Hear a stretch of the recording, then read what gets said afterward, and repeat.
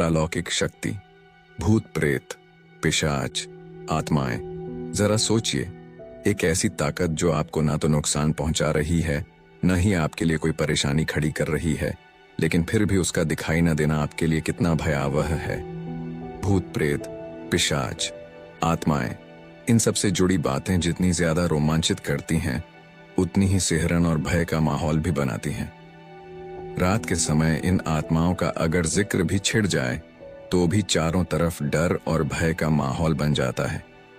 बहुत से लोग ऐसे भी हैं जो इस अंधेरी दुनिया और काले साए जैसी बातों पर भरोसा नहीं करते, लेकिन एक सच यह भी है कि अच्छे के साथ साथ बुरा भी होता है। अगर हम ईश्वर पर विश्वास करते हैं तो हमें पिशाचों पर भी विश्वास करना होगा, नहीं तो सत्य से मुंह फेरने वाली बात ही होगी। आपने ऐसे बहुत से लोगों को देखा या उनके बारे में सुना होगा जो इन्हीं काले सायों के जाल में फंस जाते हैं। 1. पारलौकिक शक्तियों को समझने वाले लोगों का कहना है कि अपनी इच्छाओं और अधूरी आकांक्षाओं को पूरा करने के लिए कुछ लोग मरने के बाद भी वापस आते हैं। इसके अलावा अगर अपने संबंधियों या परिचितों के साथ उनका कोई सौदा बकाया रह जाता है तो भी उनकी आत्मा को शांति नहीं मिलती और वह उस लेन देन को पूरा करने के लिए जीवित लोगों की दुनिया में कदम रखते हैं। 2. बिना शरीर के मृत आत्माएं अपनी इच्छाओं को पूरा नहीं कर सकती, इसीलिए उन्हें एक शरीर की आवश्यकता पड़ती है। वह किसी व्यक्ति के शरीर में वास कर अपनी अधूरी इच्छाओं को पूरा करती हैं।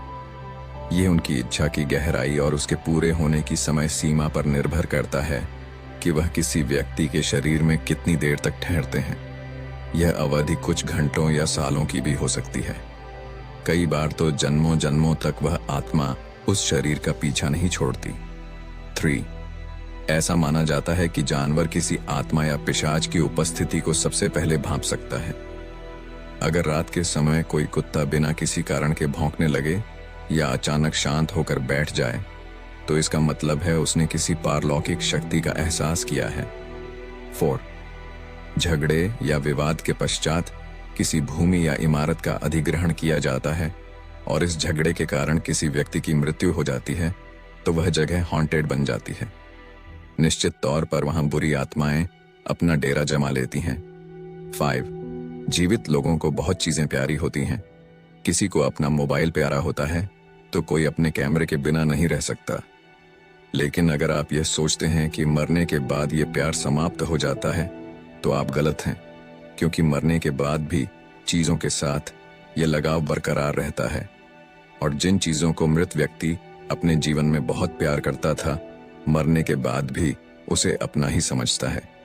इसीलिए अगर कोई दूसरा व्यक्ति उस वस्तु को हाथ लगाए तो यह उन्हें बर्दाश्त नहीं होता। भूत प्रेत का नाम सुनते ही अचानक ही एक भयानक आकृति हमारे दिमाग में उभरने लगती है और मन में डर समाने लगता है। हमारे दैनिक जीवन में कहीं ना कहीं हम भूत प्रेत का नाम अवश्य सुनते हैं। कुछ लोग भूतों को देखने का दावा भी करते हैं, जबकि कुछ इसे कोरी अफवाह मानते हैं। भूत प्रेत से जुड़ी कई मान्यताएं व अफवाहें भी हमारे समाज में प्रचलित हैं। दुनिया के लगभग हर धर्म में भूत प्रेतों के बारे में कुछ न कुछ बताया गया है।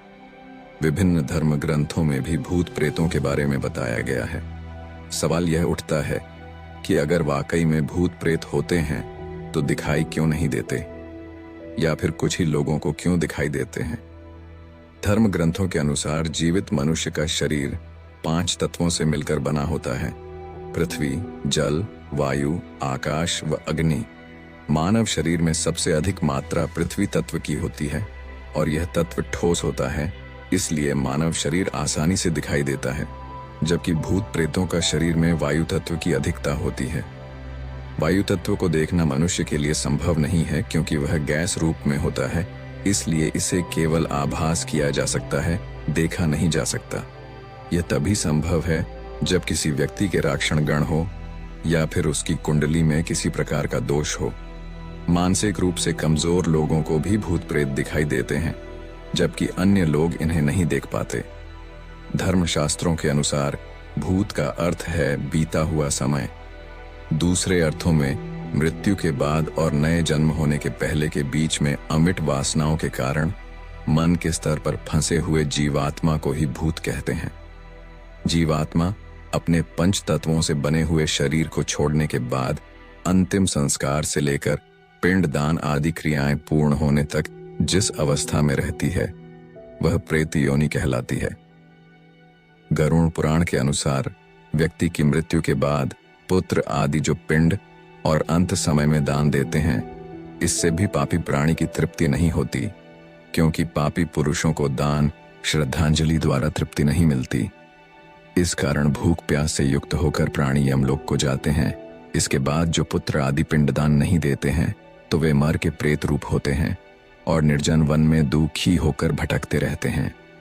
प्रत्येक नकारात्मक व्यक्ति की तरह भी भूत भी अंधेरे और सुनसान स्थानों पर निवास करते हैं।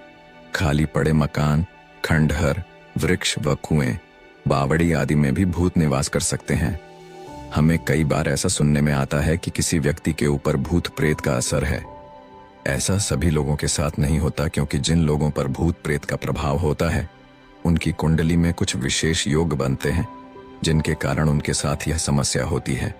साथ ही यदि किसी व्यक्ति की कुंडली में चंद्रमा नीच का हो या दोषपूर्ण स्थिति में हो तो ऐसे व्यक्ति पर भी भूत प्रेत का असर सबसे ज्यादा होता है। प्रेत बाधा से ग्रस्त व्यक्ति की आंखें स्थिर, अधमुंदी और लाल रहती हैं। शरीर का तापमान सामान्य से अधिक होता है।